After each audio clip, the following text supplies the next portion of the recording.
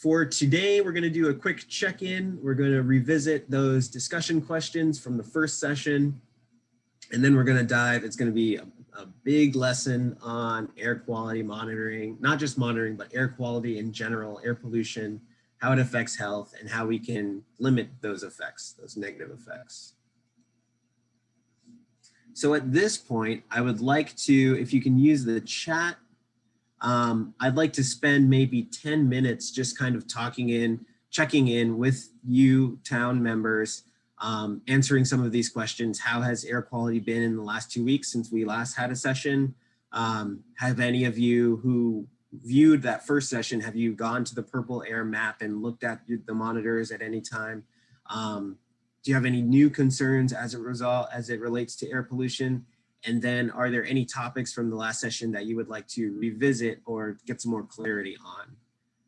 So let's see, yeah, I can click on the chat button, but it doesn't show itself to me. Let's see. And unfortunately, we don't have the Q&A working for this session. Oh, I can minimize my presenter view. Okay, so now I should be able to see the chat. Ian, are you able to hear the chat? I mean, view the chat? I just figured out how to view the chat, okay. Yes. Oh, and let me make sure that Carl is pinned. He was not before, now he is. Sorry about that. Thanks for the note. Okay, so let's see what some questions are. And actually, Ngozi, if you could be so kind as to just read off some of the questions that are coming up. Yeah, I can do that. Thanks.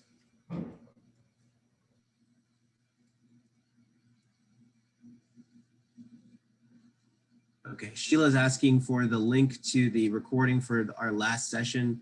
I think we can track that down and put it in the chat before the end of this session. But I'll have to defer to Karen and the mayor for that.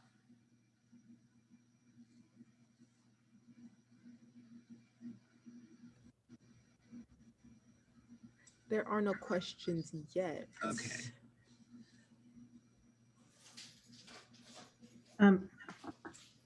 Ngozi? Yes. Ms. Salo has responded. She's responding to the numbers of the questions with her answers. Oh, I see. Okay. And then Ngozi, there's also a question from the ASL interpreter regarding pinning. I don't know if you've had a chance to pin. Yes, yeah. Yan pinned him. Yeah, we just took care of it. Okay, it's just not showing, at least on my end. So Austin, I see Austin Auclair has a question that says they have been visiting the website. Main thing to learn would be getting a sense of what levels are concerning. Okay, excellent. So we can definitely talk about those thresholds and what each of the thresholds mean. And if that's, I mean, feel free to continue to add questions to the chat as we go. If that's the extent of it for now, I can keep rolling. And these are the discussion questions. Let's see, I want to make sure that we have Carl pinned the right way. Oh, spotlit. Okay. I had him pinned, but he wasn't spotlighted.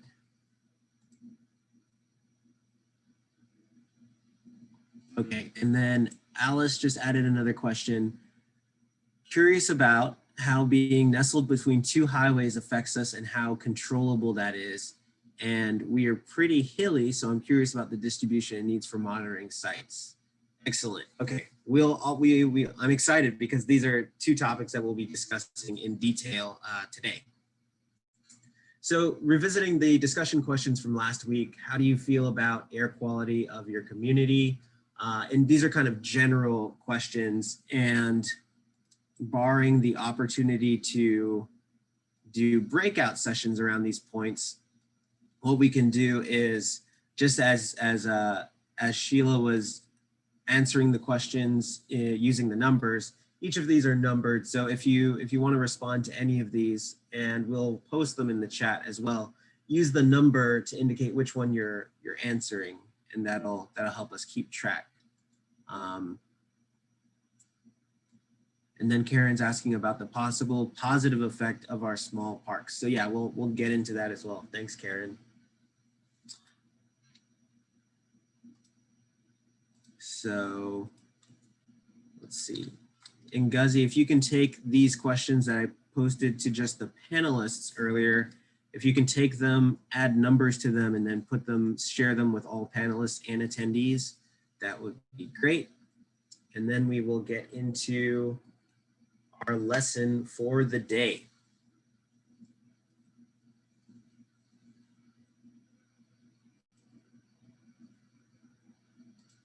Okay. So just sorting out just a little bit more Zoom orientation. When you're submitting a question, you can change whether you send it to just the panelists or if you send it to panelists and attendees. So make sure that when you're sending a question, it goes to panelists and attendees, and that way everyone will be able to see your question. Cool. All right. So air quality and air pollution, what's in our air? Just to kind of take us back to middle school here, we'll discuss a little bit of what makes up the atmosphere around us. Air quality generally refers to just the condition of the air around us. Air quality can be good or it can be bad, or I guess it could be neutral, but typically we think of it as good and bad.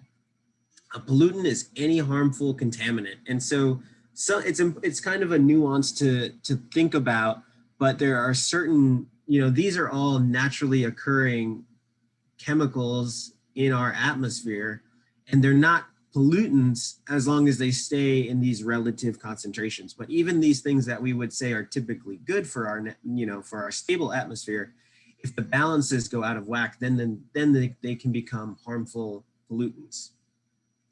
Good air quality is just generally air that's free of smoke, dust, smog, and other pollutants, other chemicals. We went a little bit into this last time, but we're going to revisit it here and talk a little bit more in detail. So there are two different types or two different sources of air pollution. You have primary pollutants and secondary pollutants. So your primary pollutants are directly generated by some sort of activity. And so that activity can be natural in the case of volcanoes or wildfires. Those can create massive amounts of particulate matter, massive amounts of carbon monoxide and sulfur dioxide. And also you have waste byproducts from agriculture. So many of you might be familiar with methane, which is a naturally occurring gas, a waste byproduct, and you get a lot of it from agriculture that can contribute directly to volatile organic compounds. And vehicle exhaust, what's directly generated from your vehicles are considered primary air pollutants. Carbon monoxide, nitrogen dioxide, other nitric oxides. Now you also have secondary pollutants, and secondary pollutants develop from a mixture of these primary pollutants in the air and some other kind of meteorological or atmospheric condition. So for instance, a kind of very easy or go-to example of this is the combination of volatile organic compounds from vehicle exhaust and nitrogen dioxide, also from vehicle exhaust or factories burning coal. When these two combine in the air and are exposed to sunlight, they generate something called ozone, ground level ozone. And you might be familiar with ozone as the layer that sits high in the atmosphere. It protects us from radiation. But ozone is actually a very harmful chemical for us to breathe. So when it's up high in the atmosphere, it's fine, we're not actually breathing it. But when it comes in, becomes ground level ozone, that's actually what creates that haziness and that smog that you typically associate with air pollution. And that's an example of a secondary air pollutant. I mentioned particulate matter earlier, and so we'll talk about three major pollutants today, because those are the three ones that we are going to be monitoring in Cheverly. So the first is particulate matter, and we usually refer to it as PM. Particulate is just a fancy word or another word for particle, and it all describes tiny floating objects in the air. Particulate matter itself is kind of like the term vegetable. Vegetable is a broad category. It can include, you know, root vegetables. It can include, I'm blanking, maybe I'm not eating enough vegetables, leaf vegetables and that kind of thing. So a particulate is just any kind of small, tiny floating particle. And that you have larger particulates, which are about the size, you know, as big as fine beach sand. If you think of a grain of sand, it seems really small, but that's just kind of the tip of the iceberg when we're talking about particulates. This is meant to represent a human hair strand here. So PM10, which is kind of the largest classification that we use for PM, for particulate matter, that's your bigger particles, your dust, your pollen, mold spores, and it's called PM10 because it's about 10 micrometers or microns in diameter. So that's this little blue dot here. That's a that's a PM10 particle, or a particle of size 10 diameter. And then you've got PM 2.5, which are smaller here, and that's organic compounds or fine metal particles, combustion particles, like I was talking about with those volatile organic compounds or those nitrogen dioxide molecules. So that's your PM 2.5, particulate matter of size 2.5 microns in diameter.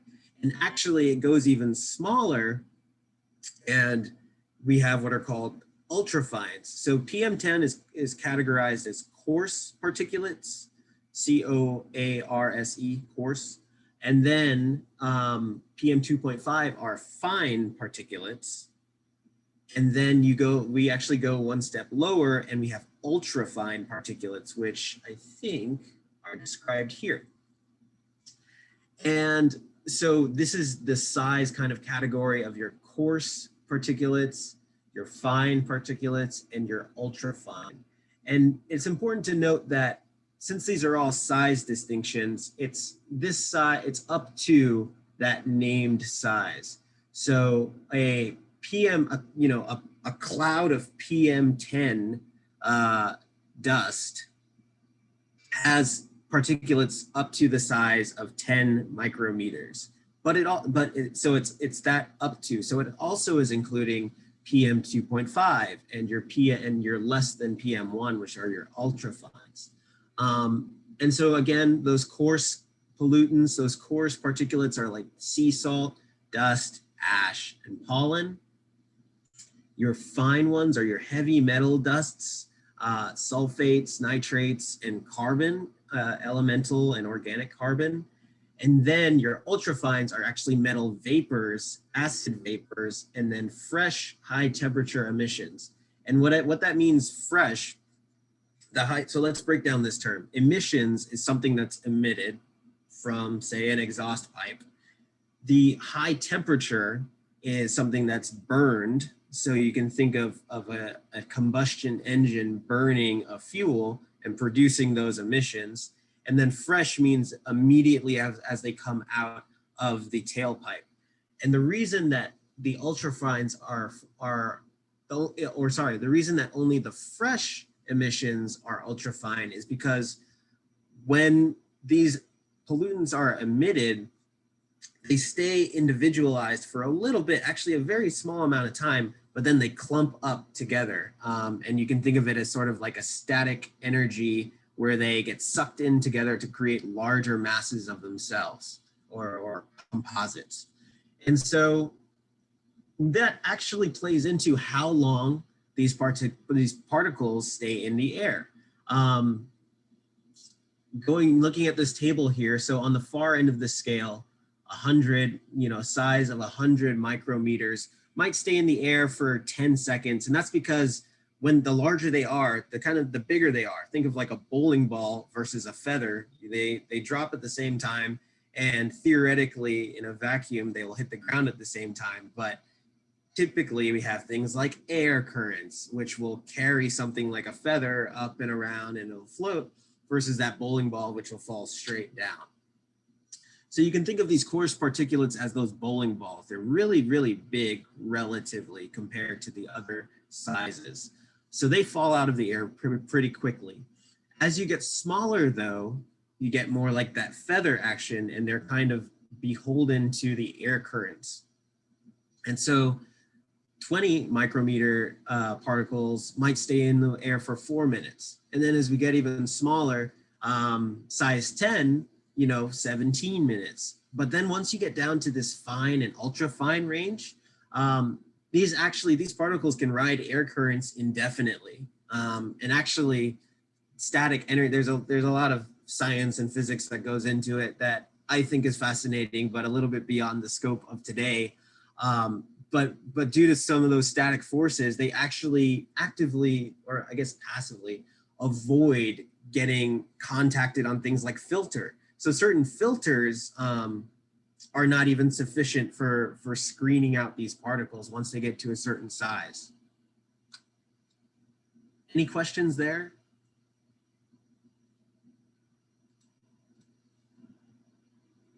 And Guzzy, I'm really relying on you. Just stop me anytime if a question pops up there. So that's particulate matter. And now we'll talk about nitrogen oxides, or NOx. And the most popular one is nitrogen dioxide.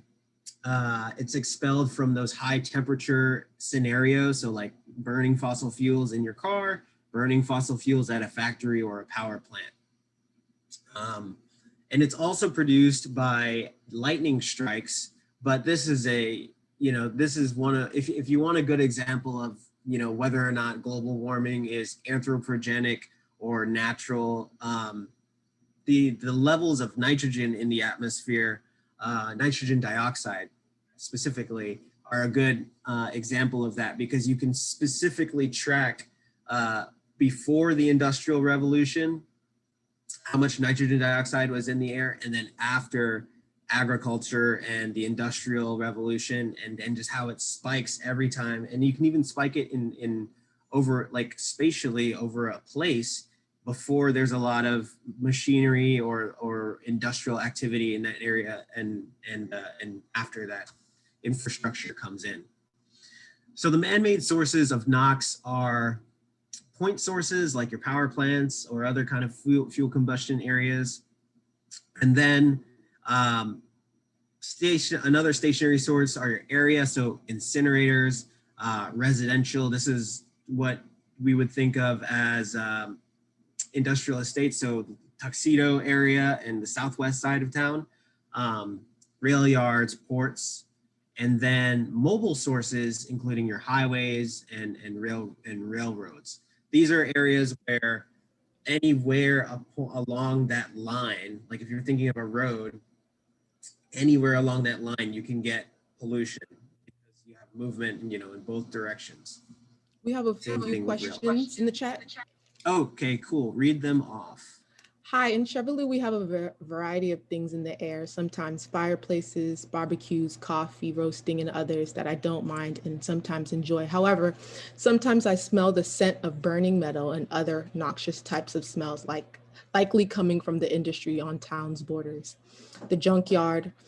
How can we fight the harmful smells while not restricting the other smells, such as fireplaces, etc.? So that's a great question, and thanks for it. I do want to say that even as lovely and nostalgic as fireplaces might be, that is also harmful air pollution that we should address. But yeah, definitely there are some other kind of bad actors in town that we're less tolerant of. And so limiting, it's kind of a complicated, there's several solutions, but there's also several barriers. Specifically, if you're talking about facilities, each of those facilities have permits to operate. And so you have to look into how can you influence the permitting process and include kind of opportunities for the community to say, hey, this isn't something that we want in our town. This isn't something we want to be smelling. How are you going to mitigate this, reduce this? So that goes in at the permitting stage. And those permits are also, you know, they have to be regularly regulated and monitored. So there might be opportunities there to influence the system and influence those smells.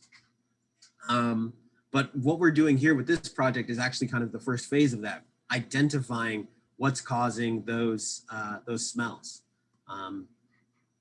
We can talk a little bit more about that in a little bit. Thanks for the question.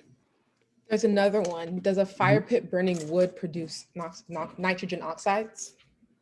Yes. So wood burning does produce NOx. It also produces particulate matter and carbon monoxide.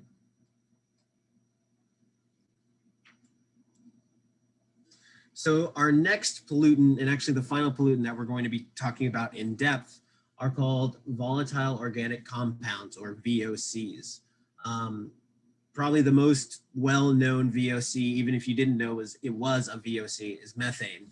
I mentioned it earlier. There's a lot of methane generated from agricultural activities. So that's we broadly break up these VOCs into methane compounds and non-methane compounds, which are also called NMVOCs. If you didn't know already, methane is actually 400 times better at trapping heat than carbon dioxide.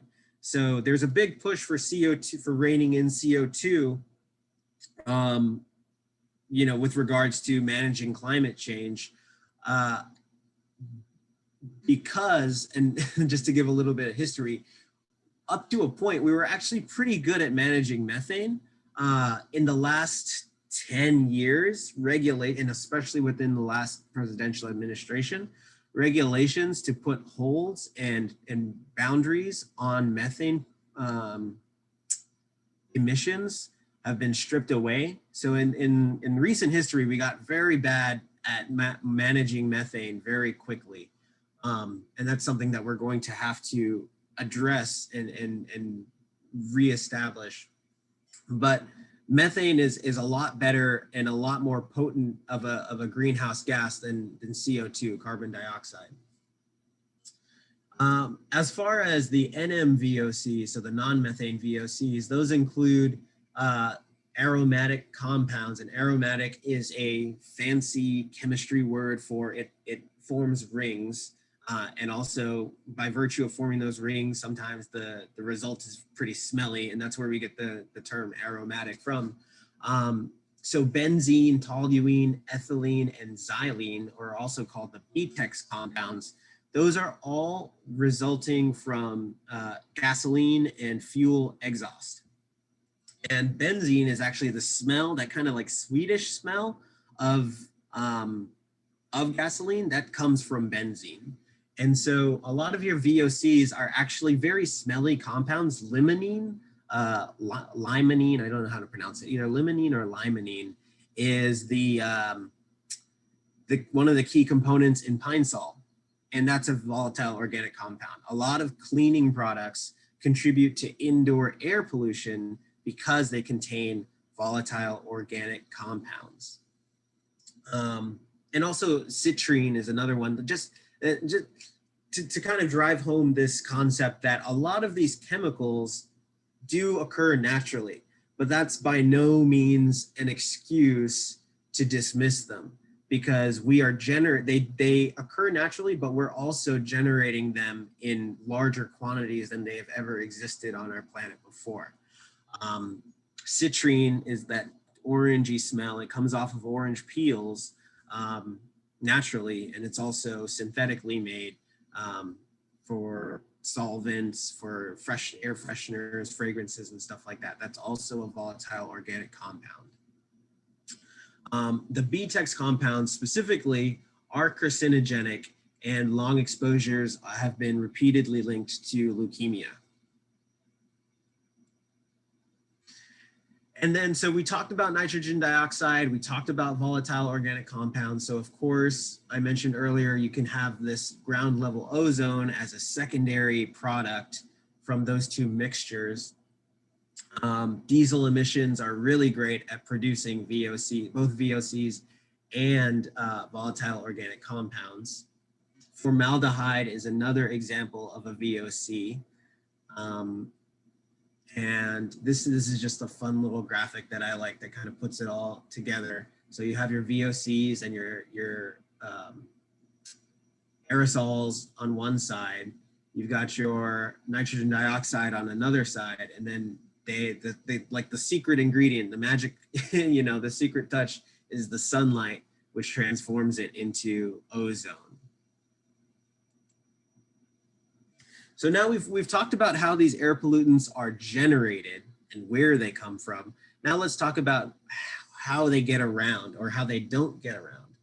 And as you can imagine, wind has a very large role to play in air pollution. Some of you might have heard the phrase dilution is the solution to pollution.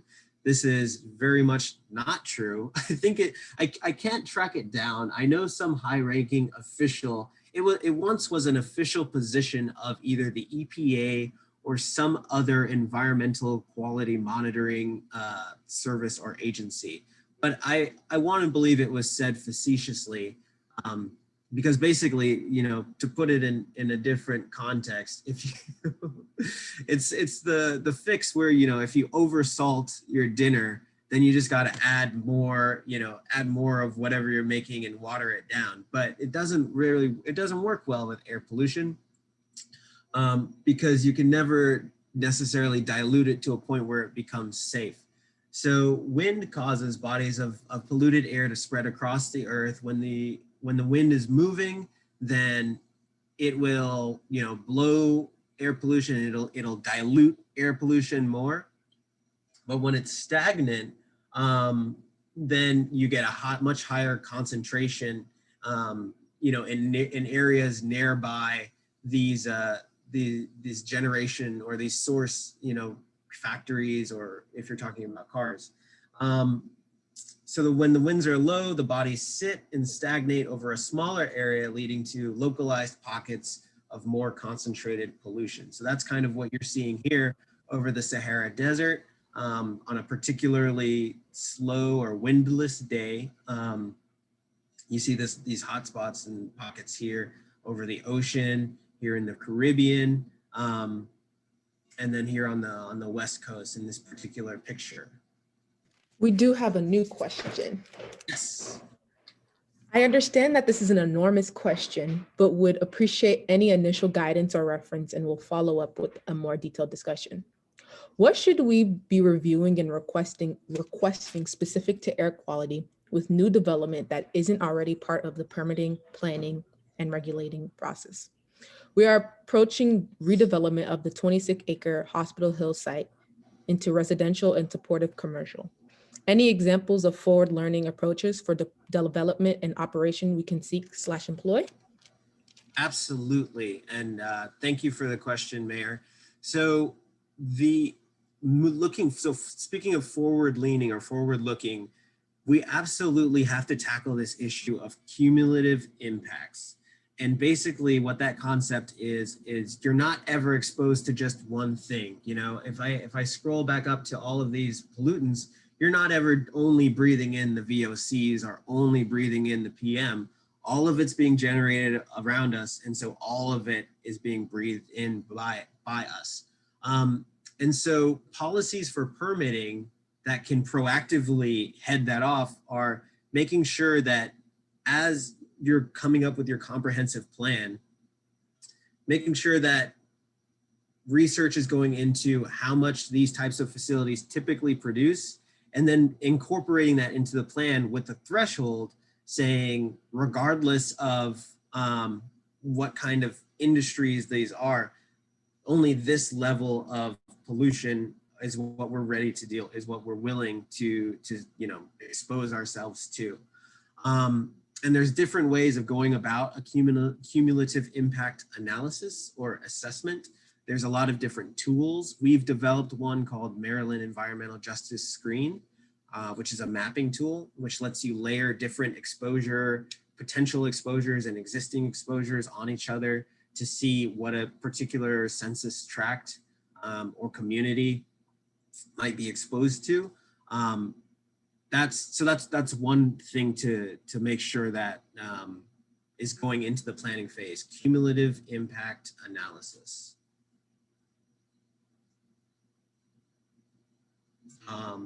Cool.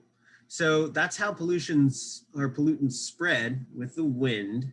And I should also mention that altitude has an important kind of impact on this, because if you think of things like, if you've been to Baltimore and you've seen the Bresco incinerator, the big Bresco smokestack, that is not necessarily covering the town of Baltimore in that air pollution, because since it's higher up, there are different air patterns at different altitudes. So the air pattern, and typically the air patterns moving at the very high area are moving faster than wind patterns at ground level. So it might be pushing all of that pollution over to Owings Mills or Ellicott City or something like that. So altitude is important. So that's how it spreads. Now, what about how it doesn't spread? So temperature also has a very big impact on whether or not air pollution will spread or not spread. We all know that hot air rises, but those pollutants, and particularly particulates, will ride that hot air, right, and go where that hot air goes. And so during a normal circumstance, or during the daytime, you'll have a temperature profile kind of like this, where you'll have warm air heated up. The sun warms up the ground and it kind of heats up the air at ground level. And then as you get higher in the atmosphere, it gets colder and colder and colder. And so that warm air will transition from warm, and then as kind of go up and up and up and rise and rise and rise. At nighttime, though, when you don't have the sun heating up kind of that in that same profile, what happens is that your temperature gets cooler towards the ground. And so you've got this pocket of hot air where it's cool at the ground level, it's cool above, and then you just have this middle area where air pollution is accumulating. And that's called a temperature inversion. And if you want to know more about how those inversions can be catastrophic, you can look at the London fog, I think of the early 1900s.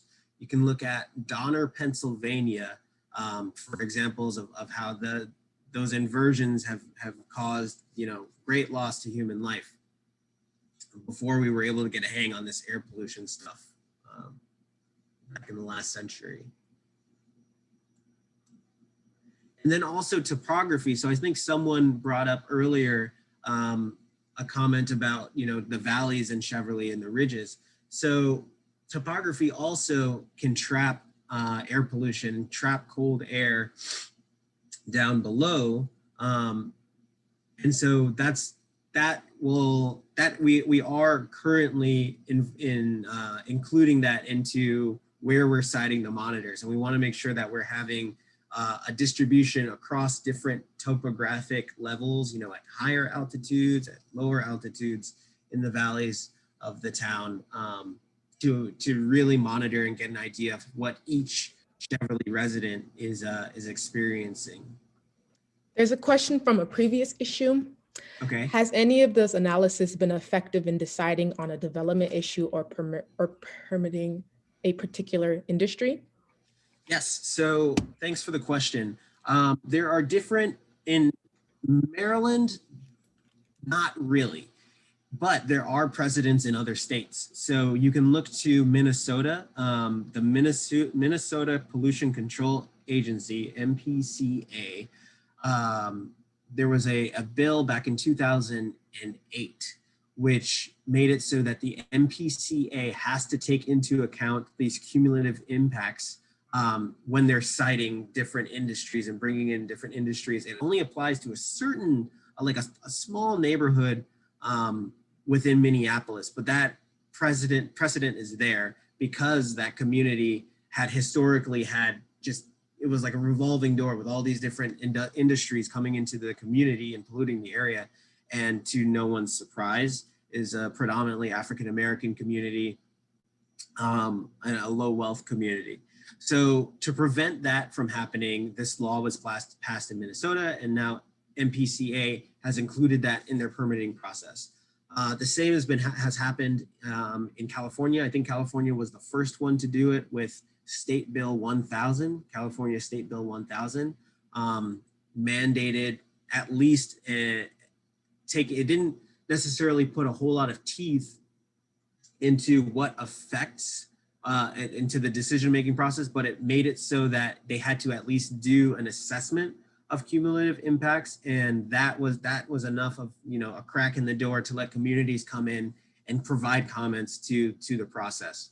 And then New Jersey just last year, I think it's State Bill 232, they just employed a cumulative impact assessment process for citing permittees for pollution emissions.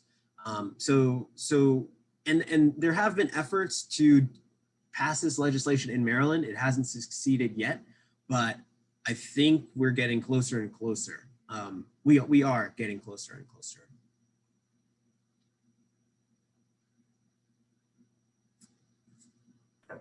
Okay, another one. There was an effort to get cumulative impact legislation through Maryland General Assembly several years ago, but nothing else, as I know, has happened. Can your efforts be more effective in helping the state to pass such legislation? So that's the idea, is to in a lot of cases with environmental hazards, the biggest barrier is that the data is not being collected in a meaningful way where community members can access it, where regulators can access it. And so by doing this project, we're creating this database of air pollution in Cheverly, which can be used as material evidence in court cases and in decision-making. And I believe Paul Pinsky's Climate Solutions Now Act has some language on cumulative impacts.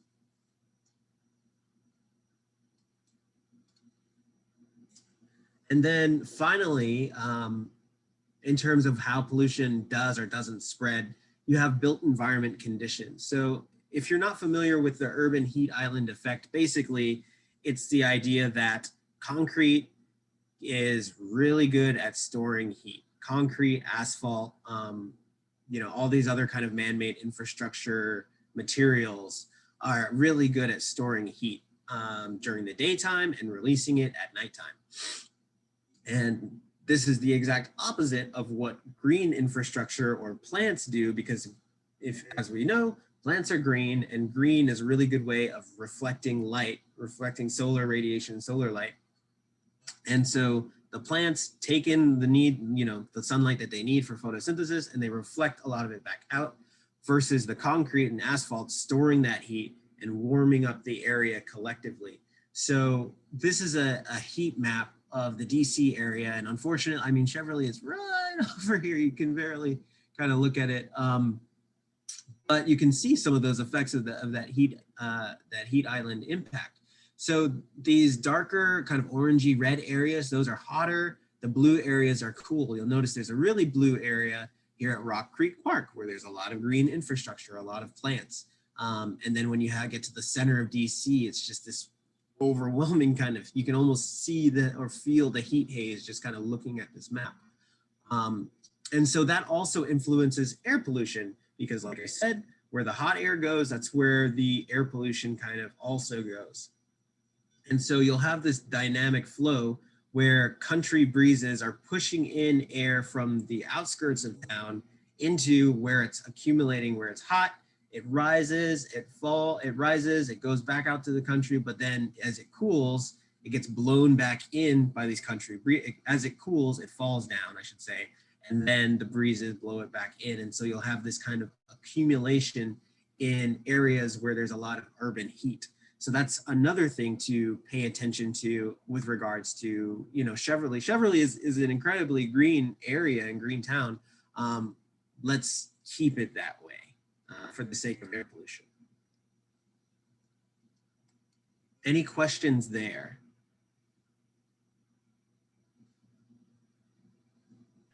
No new questions, no. Okay, cool. So let's see, it's coming up on 11:30. I think we should probably do a break soon. Maybe at 11:25, we'll take a break. And then we'll make that a 5-minute break and then come back at 11:30. Yes, and I can post a map. I can post a link to that map. Another question, might new rise buildings create heat islands? Yes, so it depends on, so this can all, there are ways of mitigating this based on the building materials. And a lot of glass is typically not good because it, contrary to, I just talked about reflectivity, a lot of the glass just reflects it down and kind of bounces it until it hits the concrete. But if you have so I say that to say also solar panels are not super great for heat island impact, but at least you're taking that heat and transforming it into energy. But green roofs are a good solution and green walls also. So if there are kind of new buildings coming into the town, you want to make sure that they have these sensible, sustainable green solutions or BMPs, best management practices, incorporated in their design, green design. Thanks for the question. We may be more, excuse me, talking too fast. So there are several environmental effects related to air pollution. Acid rain is a result of sulfur. So we didn't talk about sulfur because we're not actually monitoring for sulfur with this project, but sulfur and sulfates in the atmosphere bind to water and then become acid rain. That's one example.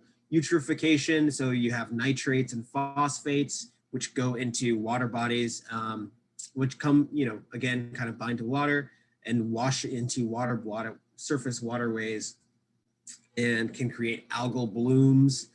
This is an issue with pesticides, with fertilizers and agriculture.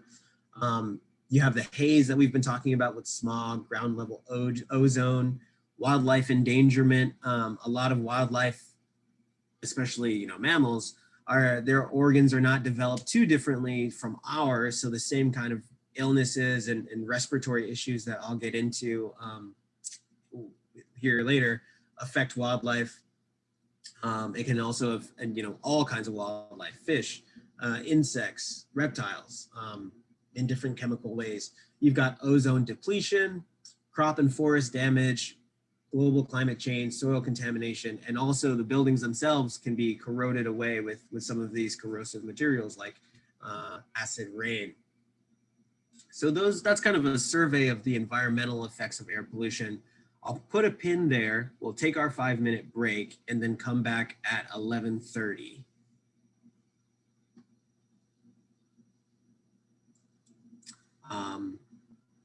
And yeah, we can definitely, attendees can raise their hands and we can pass the mic, as it were, at any time. But again, I'll have to rely on Ngozi to do that.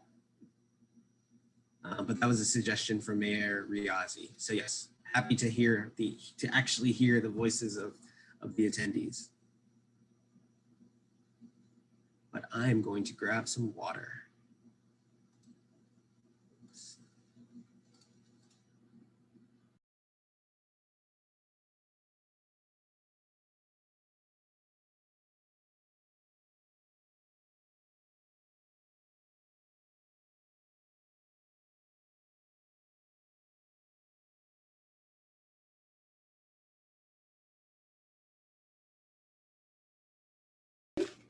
No, it is absolutely not. Actually, as early as last April, or May, there were studies coming out kind of talking about the relative occurrence of high air pollution and high COVID case count.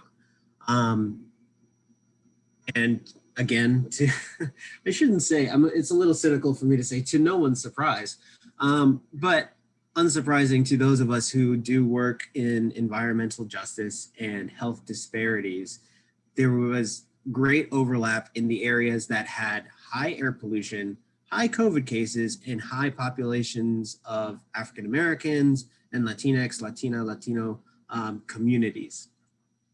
And so there's definitely an association with areas that were heavily hard hit by COVID-19 and pre-existing air pollution conditions. And also as we get into, so that's actually a really good transition because we're going to talk about now the human health impacts of air pollution. And what this air pollution does is, well, let's actually just get into it, and we'll circle back to COVID on our way out from this. Yan, it wasn't recording when sorry. When you answered the full question or just asking the question, Mayor? It was just the asking of the question that wasn't captured because of the pause for the break. Okay, Sure. I'll repeat it. The question was, is it too soon to relate coronavirus evolution, flu, COVID-19 to air pollution? Mm-hmm. And the answer is no, it's not too soon. And then there's another one. What about air pollution effects on autoimmune diseases? So we might get that's kind of pushing the boundaries of my particular expertise or knowledge with regards to autoimmune diseases. We, of course, can talk about, or I can talk about allergies, but I can't really speak a whole lot to a lot of autoimmune diseases. But I can find out and I can circle back with you. That's always my go-to answer when I don't know something. I'll let you know. So the short answer is it's not too late to look at the coronavirus or COVID-19 impacts or air pollution and vice versa. Air pollution, as this image says, air pollution affects people throughout their lifetime. So from the time that we are in the womb, we are getting exposed to air pollutants, and this can result in low birth weights for infants. And then as we get older, it can cause asthma, but it can also exacerbate existing asthma. And I think anyone on the call who has asthma or has dealt with, or who has loved ones who have asthma, very familiar with the severity of those symptoms on days with bad air pollution. Beyond asthma, you can have slower development of lung function if children are very young when they're exposed to air pollution. Other developmental problems, more wheezing and coughing, persistent wheezing and coughing, not just casually. This is something that comes and doesn't stop, doesn't go away. And then the development of atherosclerosis. And then again, continuing on, more asthma can develop into coronary heart disease, stroke, lung cancer, COPD, chronic obstructive pulmonary disease, chronic bronchitis, and diabetes.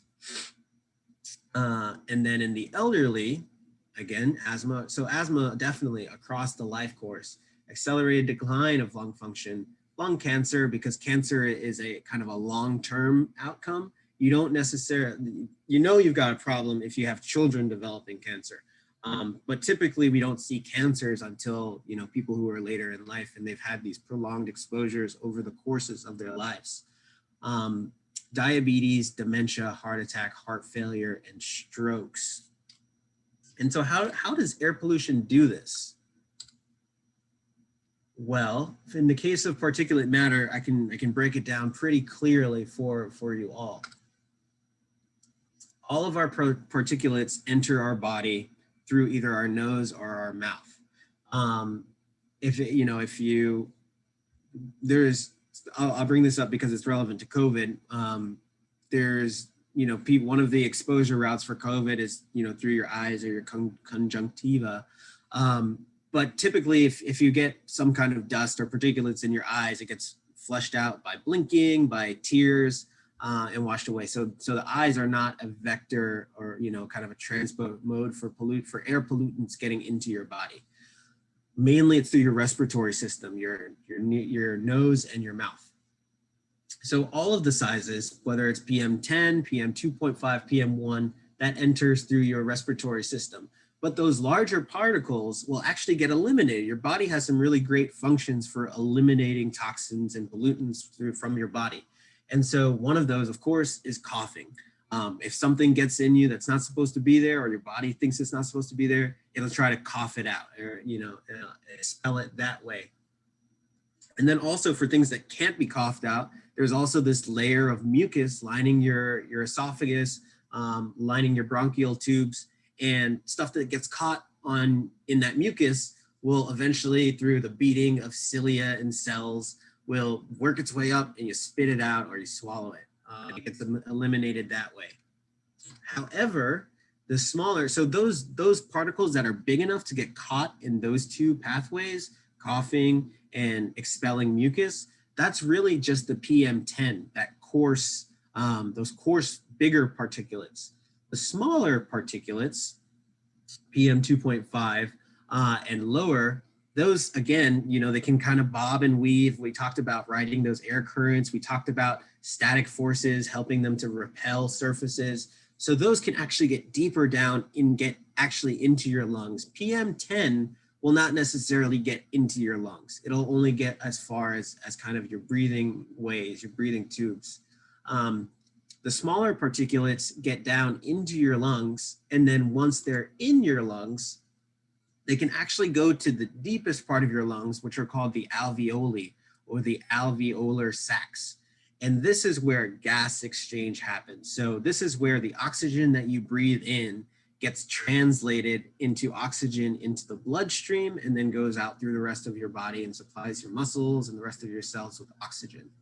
Now, if there are particles hitchhiking on that oxygen, those also can enter your bloodstream through that pathway.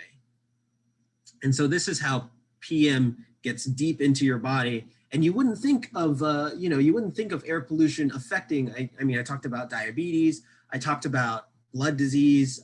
You would think of air pollution only affecting your respiratory system, emphysema, bronchitis, and things like that. But it actually does get into your bloodstream. And remember, these particles, they're not all kind of a uniform type of particle. They can be heavy metals. They can be other gases. And so all of these particles can be translated into your bloodstream because they are so small. Any questions there? Kind of a complex topic. Yes. So if you have a runny nose, will smaller pollutants absorb through fluids if they aren't flushed out?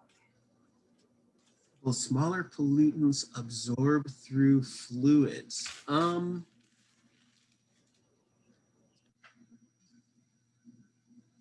not sure if I'm understanding your question. So if I have a runny nose, for instance, and I'm breathing in polluted air, will it bind to that fluid? And since that fluid is still connected sort of to your body, are you asking if it'll absorb through that fluid into like your skin or back into your system? Okay, so typically that doesn't happen, at least not to my knowledge. A lot of mucus is meant to be expelled. It's developed by your body to be expelled. So the contents of that mucus are not readily kind of reabsorbed in the body. But you have to remember that there are ways, and that's the purpose of mucus. It's meant to trap things, but there's still some, small enough particles can avoid being trapped, in that pathway. Thanks for the question. So this is how it gets into the body. Now, how does it do damage? And there's a couple, we've seen this happen in a couple different ways. There are a few different theories of how PM can cause bad health. The first of which being just lung irritation, which can lead to increased permeability in lung tissue. So by irritating your lungs, it can change kind of the physiological structure of the lungs, and then make it easier for pollutants to enter the lungs. So irritation is one way. And then increasing susceptibility to viral and bacterial pathogens.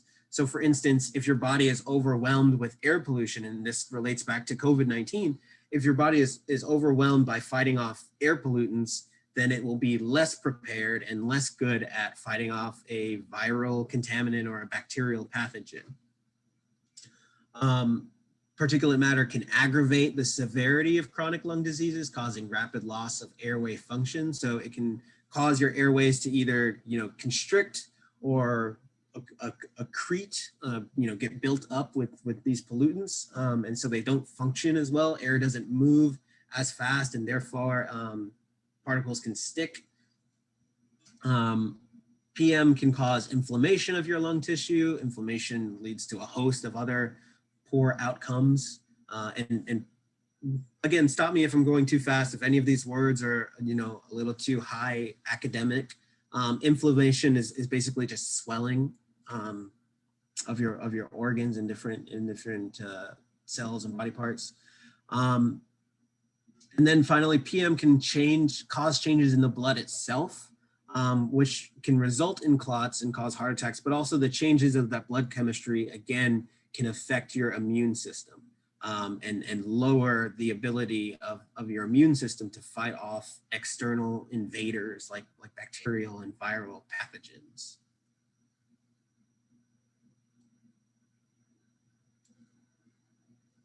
And so how do we know when air quality is good or bad? And I think this cycles back to a question that was asked very early on about, what is a good level for air pollution and how do we keep it there? Or, how do we know? Typically, a lot of news organizations or the EPA regulators will have something called an air quality index or an AQI. And the air quality index is basically, it's kind of arbitrary, and different organizations will have different kind of breakdowns or thresholds for each of these categories. The World Health Organization has one index, EPA has another index. Some of these monitoring companies have their own indices. But basically, it's a way of looking at your air pollution data and identifying, what categories or what thresholds it meets or which ones it surpasses. And so typically there are 4 levels of interest, and actually, well, 5 actually. The bottom one would be good. So a higher value represents unhealthier conditions. So here's that kind of broken out from the EPA perspective. So good is 0 to 50. It's a great day to be active outside. Moderate is in the 51 to 100 range. Some people who may be unusually sensitive to particle pollution might want to stay indoors. Everyone else, it's a good day to be outside. 101 to 150 is unhealthy for sensitive populations. And so what's a sensitive population? A sensitive population, as described here, people with heart or lung disease, older adults, young children, and even teenagers. And so in the case of young children and teenagers, it's people who their organs and their body's defenses are still being developed. So they're particularly sensitive to air pollution. And on the other end of the scale, for older adults, their bodies are actually starting to senesce. Certain functions are becoming less effective. And so that's what makes them more sensitive. And having pre-existing conditions can make you more vulnerable and sensitive as well. So as you see here, people with asthma should follow their asthma action plans. If you have heart disease, keep an eye out for symptoms and just, stay indoors. And then you have unhealthy for everyone, which is above this 151 range. And then it just gets worse from there. Unhealthy, very unhealthy, hazardous.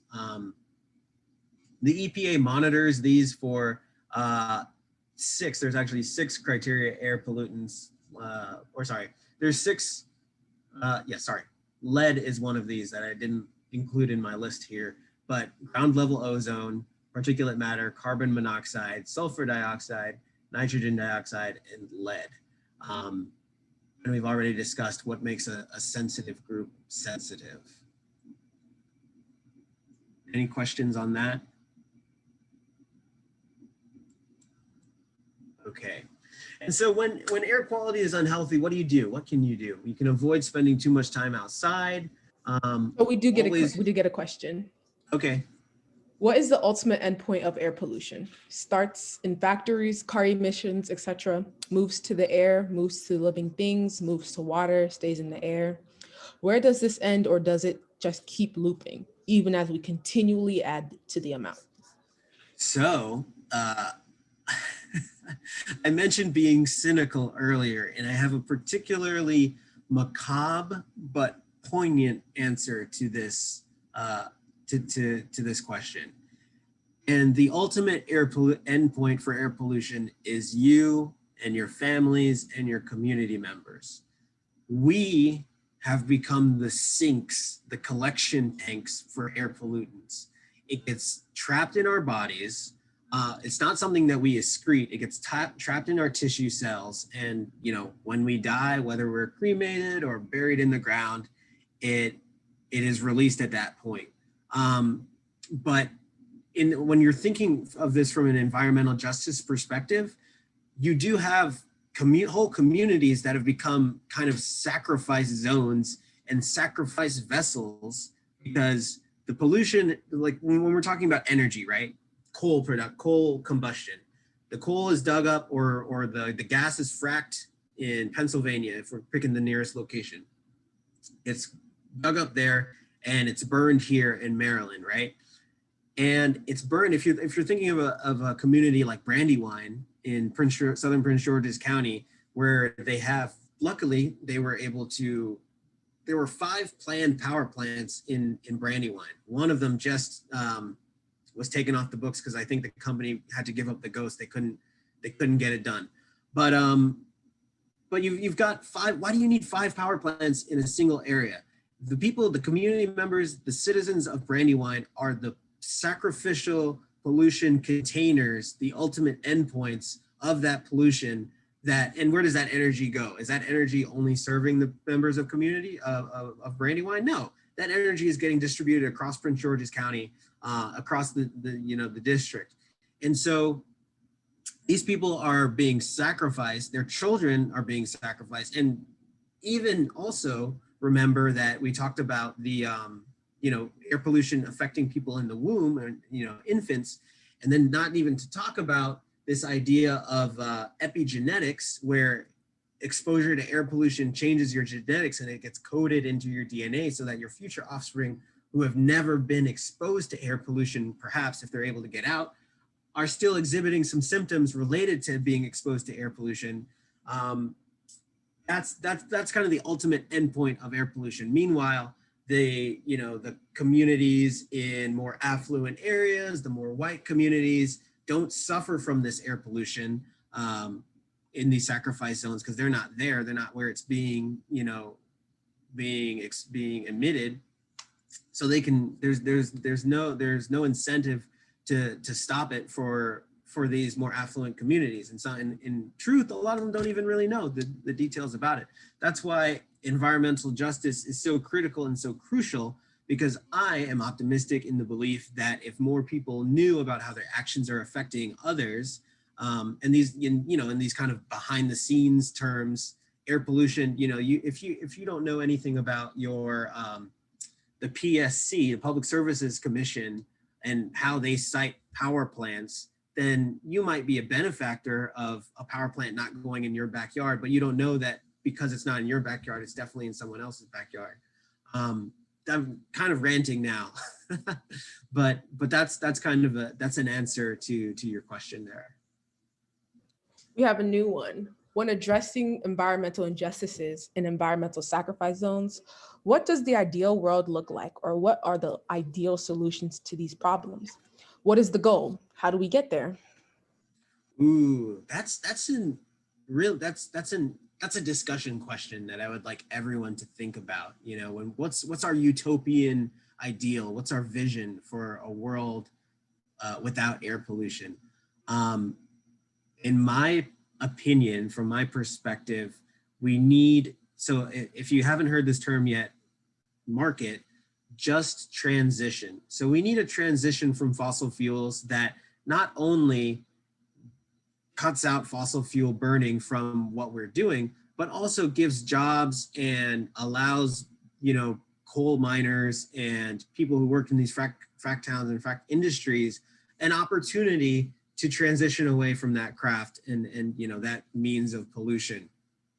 And we're not going to be able to solve, and we can't just keep deferring pollution or deferring economic disbenefits or disamenities to the lower classes, you know, and the impoverished people, because at the end of the day, people are going to do what they need to do to make money to feed their kids or feed themselves. And so when we're talking about this from an environmental justice perspective, you have to think about the current environmental injustices in addition to not creating future environmental injustices. And how do we get there? One of the best ways is sustainable infrastructure, sustainable energy. And so rolling out solar, but also when you're thinking about where you're putting these solar fields, think about the communities that live there and how would their lives be negatively impacted by the implementation of solar, and then how to mitigate or give them some sort of benefit that balances out that adverse income of having the solar. It's not all, you know, green grass and palm trees having solar. There is an environmental cost to hosting that as well. It's not as bad as hosting a power plant, but there are setbacks there. But I have a couple more slides. So I would challenge the group to kind of think about that. You know, what is our ideal solution for air pollution and environmental justice? And maybe we can bring it back and talk about it in the third session when we meet back in 2 weeks. Okay, did I get through all of these lists? So these are things to mitigate your personal exposure when you know that air pollution is not going to be great for a particular day. So avoid spending time outside. If you do go outside, don't engage in strenuous activity that's going to make you breathe a whole lot. And then make sure, and then try to time, if you have to be outside, time your outside experience or exposure based on when the lowest pollution will be forecasted. And then here are some mitigation and prevention options for reducing air pollution. Burning low sulfur coal, although we should just stop burning coal, period.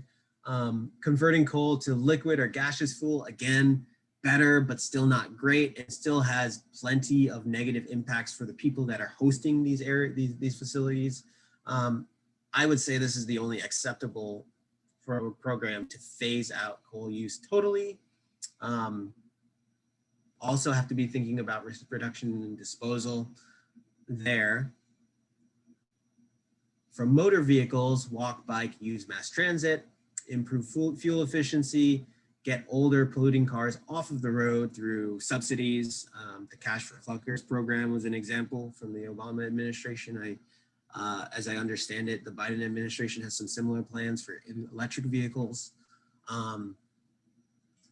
Cleaning up, require emissions control devices, inspect car exhaust systems twice a year. So I'm a college student. I don't make a whole lot of money. I can't afford to be buying the fanciest. It's almost all I can do to just keep my car from not being a clunker. But at the same time, we do have to take accountability for what we're doing.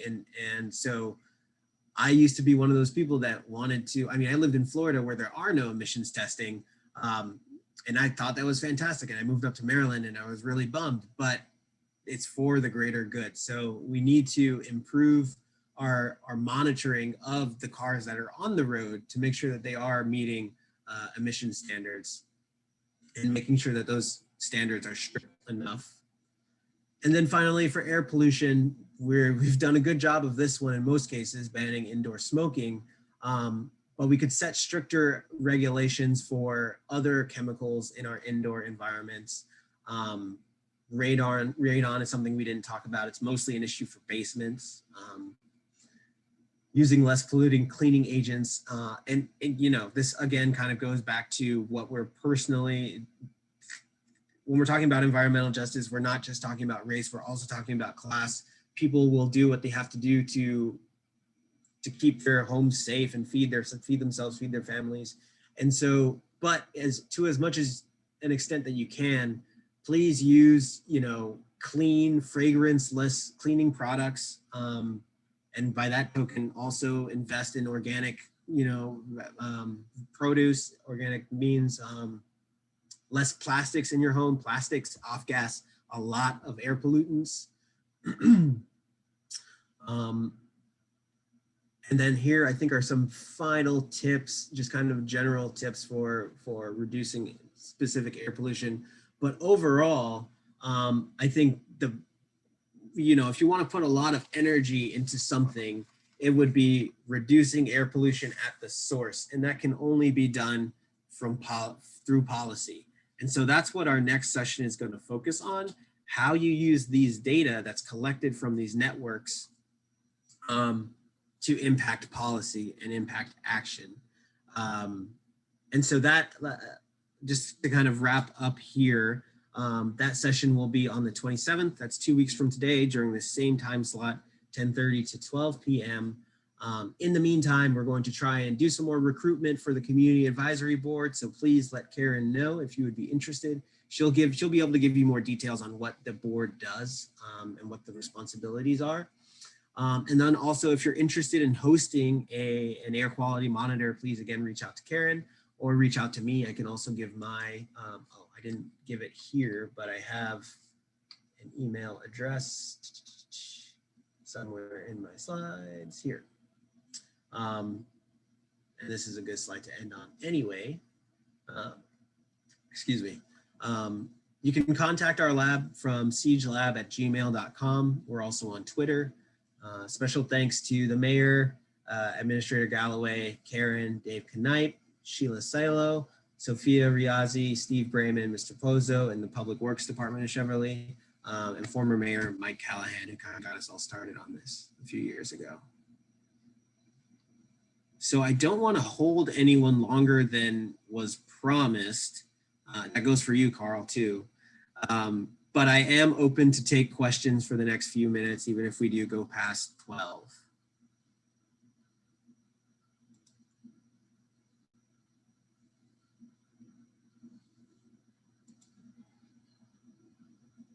Thanks, Sheila. Now I can see the chat. So, and again, happy if people have their hands raised, or if you would like to speak, just drop a note in the chat, and I think we can hit a button that says "Allowed to talk."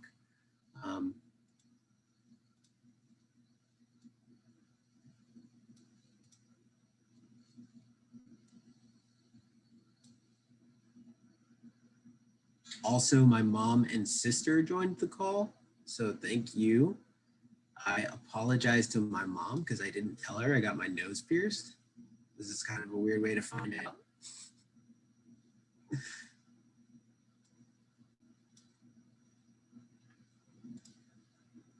I think so. Dan, I see a question from Dan Smith. So a state environmental leader told me that our state senator, Augustine, is supporting incineration of some trash, arguing that it will reduce formation of methane from landfills. This position is a significant concern to many. Do you know anything about this legislation? So I know there's a Prince George's County relative, and I'm not familiar with this specific. I've heard this position on waste, so-called waste to energy programs, and the cons by far outweigh the pros for when we're talking about methane. It's kind of like I hate the term false flag, a red herring. You're focusing on the methane formation, sure, but the biggest problem with landfills is the effects to nearby communities. And if you're familiar with if you live in Cheverly, I've had many people talk to me about the Cheverly funk or the Cheverly stink. And so first and foremost, you're subjecting community members nearby those landfills to that. but also too, there are several other impacts of, from the coming and going of diesel traffic in and out of that are creating air pollution. There are on-site methodologies, there's on-site practices that contribute to air pollution. It's more than just methane to be concerned about with landfills, and incineration is another thing altogether in terms of creating massive amounts of air pollution. So it doesn't make common sense. What we should be doing is limiting our use of single-use plastics, and investing in better recycling. Well, recycling is kind of a myth. We can talk about it next time. But there are better solutions to dealing with waste disposal, and reduce, yeah, exactly. So Dan, as you're saying, reducing waste altogether through source reduction and composting. That's what I was getting at with, deflecting away from recycling. It's reducing, exactly, that we need to be focusing on. I see a question here. Cheverly has a crematorium upwind in Tuxedo. Does this provide more dangerous pollution to Cheverly area since human bodies can store pollution? So I'm not familiar with the exact details of the emissions coming out of crematoriums. I think, so it depends where those bodies are coming from, what kind of pollutants they might be holding. The pollutants themselves within individual bodies are probably not significant in terms of a release. They're significant in terms of being all in one spot in someone's body. But in terms of a release, now if you're burning a lot, talking about macabre, then I could foresee that being an issue, but I'm not familiar enough with kind of the concentrations associated with crematoriums there. So I can look into it and get back to you.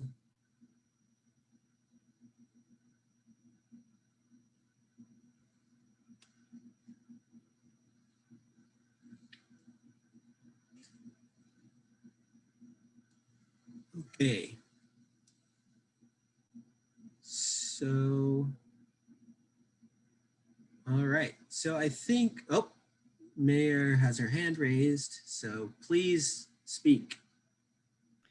Yes, I want to step back to the question of where do we go from here when we're talking about cumulative effects and we're talking about development. I'll speak for myself. I don't want for our community for a lot of our concerns to be dismissed, that we will have a knee-jerk reaction that we are against development because we are for issues of air quality, sustainability, protection of environment.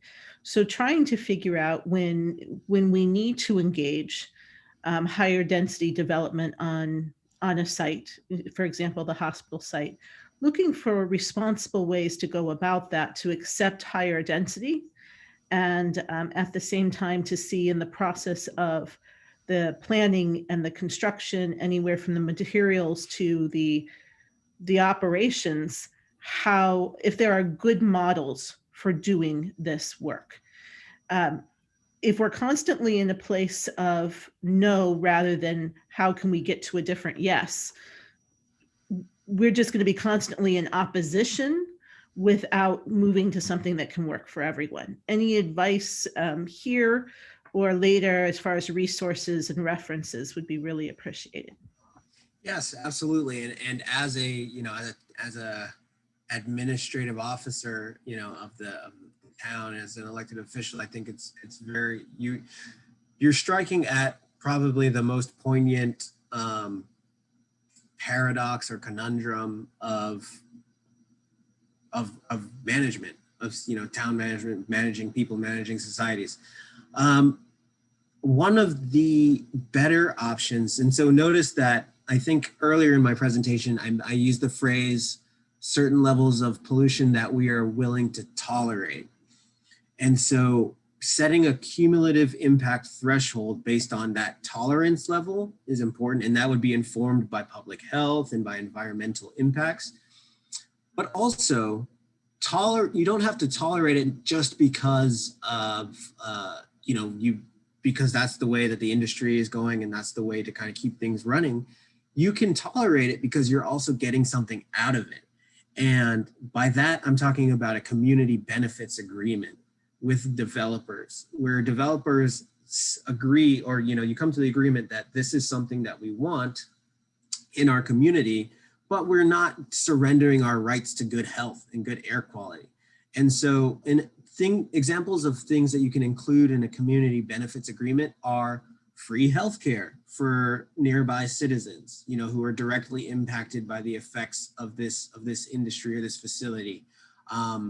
Typically, you get these kind of turkeys and trinkets, around the holidays, they'll give out turkeys, or they'll give backpacks to school children and stuff like that, which, okay, sure, people are hungry and people need backpacks, but at the same time, there are more systemic ways of making sure you're getting out of the situation what you should be getting out of it, because these entities, these permittees for these facilities, they're getting the money that they need out of it. So we need to make sure that some of that money cycles back into the community, in the form of benefits and services, in terms of something like free healthcare, or also in terms of, putting up a new, investing in some of the green infrastructure projects that the city wants to see done. Creating kind of a green infrastructure fund, or pool of money, pot of money, where the benefits are paid out by these permittees to invest in your green infrastructure and your permeable surfaces and your rain gardens and education, like Sophia had mentioned here in the chat. That's a model that has worked in a lot of communities. It takes some tough negotiation, but it's definitely, we've seen it work to the benefit of communities.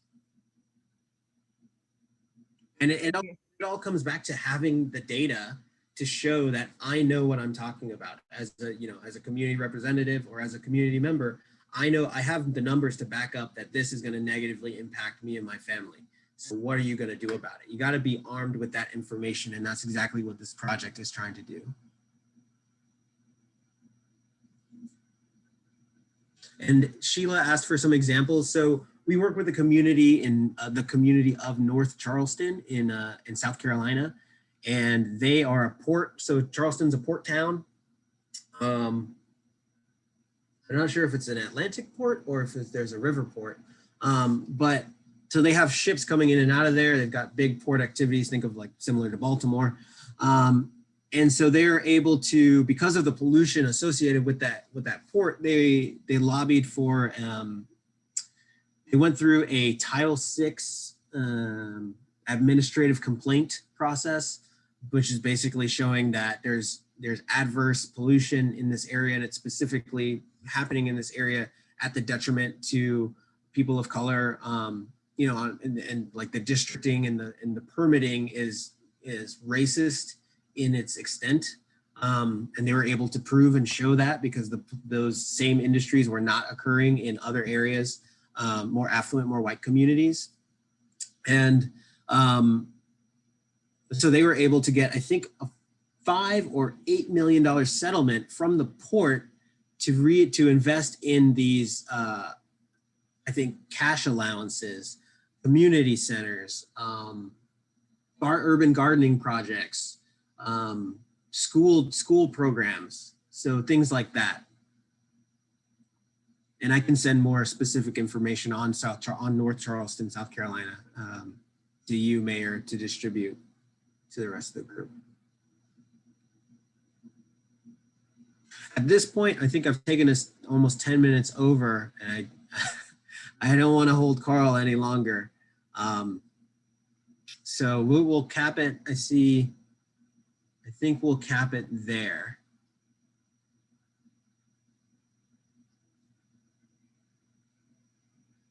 Oh, okay, cool. So Dan's giving an example. There was a community benefits agreement with the Walmart on 450. Okay, excellent. Take care, everyone. Like I said, we will be joining joining up here one more time on the 27th from 10:30 to 12 p.m. to continue the conversation on data and policy. And I'm looking forward to it. If you have any questions in the meantime, feel free to reach out to Karen. You can reach out to me here at the siegelab@gmail.com address. Looking forward to, thank you for today and looking forward to next time. Thank you so much to you and your team, and really value this partnership. Thank you. Yes, thank you so much, Ngozi. Abraham, your time's coming up next week. All right. Everyone have a great weekend.